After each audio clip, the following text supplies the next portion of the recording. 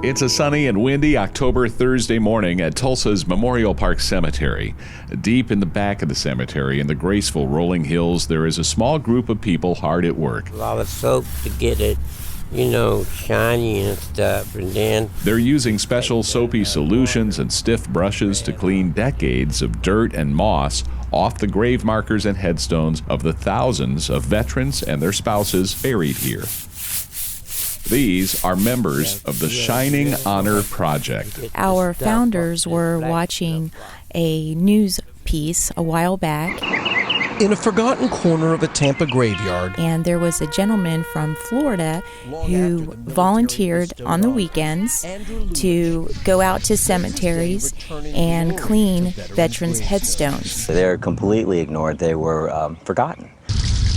Without fanfare or even... Our founders were so touched by this that they thought, we can bring this back to our community and honor our nation's veterans by cleaning the headstones here locally and their spouses, by also offering employment opportunities to adults with developmental challenges. It's been a long time since I had this kind of job, but I like it. My name is Erin Wombold. I'm the Executive Director for Shining Honor Project, and we partner with the Gatesway Foundation and other caregiving agencies to provide employment opportunities for adults with developmental challenges. We honor our nation's veterans by cleaning their headstones for them and their spouses. When you scrub it real hard, it gets that stuff off of it. And we found that Gatesway was a perfect match for what we're doing. We use their clients, actually, to bring them over to the cemeteries for these projects and other projects that we will have in the future.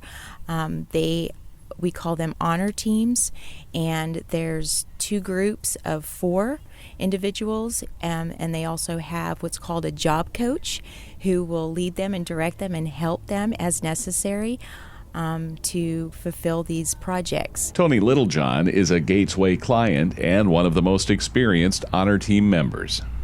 I always salute the Army and the Navy. It means something to clean up a veteran's headstone, doesn't it? Yes, sir. With the budget cuts, as Oklahomans are so familiar with, just like any other type of organization with this population in particular, there seems to be a real need for funding and employment opportunities. So Shining Honor Project provides that while honoring our nation's veterans. This is the headstone of Jesse Bryan Acton. It says he was born September 25th, 1906, and died January 9th, 1959. He was a private first class in the U.S. Marine Corps from Oklahoma, and he served in World War II. We were actually trained by a curator over at Tulsa Historical Society who trained us to properly restore headstones and to be able to bring them back up to how they used to look. Does it change color?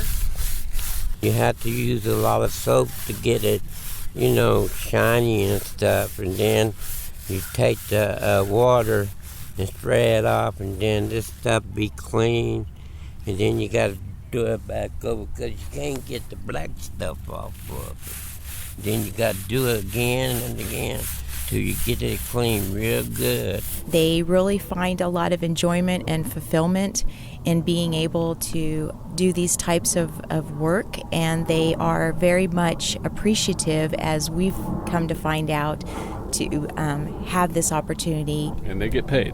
Yes, absolutely. They do get paid above minimum wage.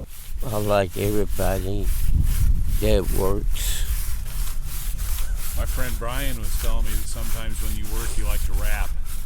Oh, I can rap good. You can rap good? Yes, sir. Can you give me a little rap? I love you, girl. You walk in my world. My name is Tony. The Shining Honor Project's main benefactors have chosen to remain anonymous, but their donations cover all the overhead and the administration of the project. They need our support to pay the wages to those team members. You can find out how to donate at shininghonor.org.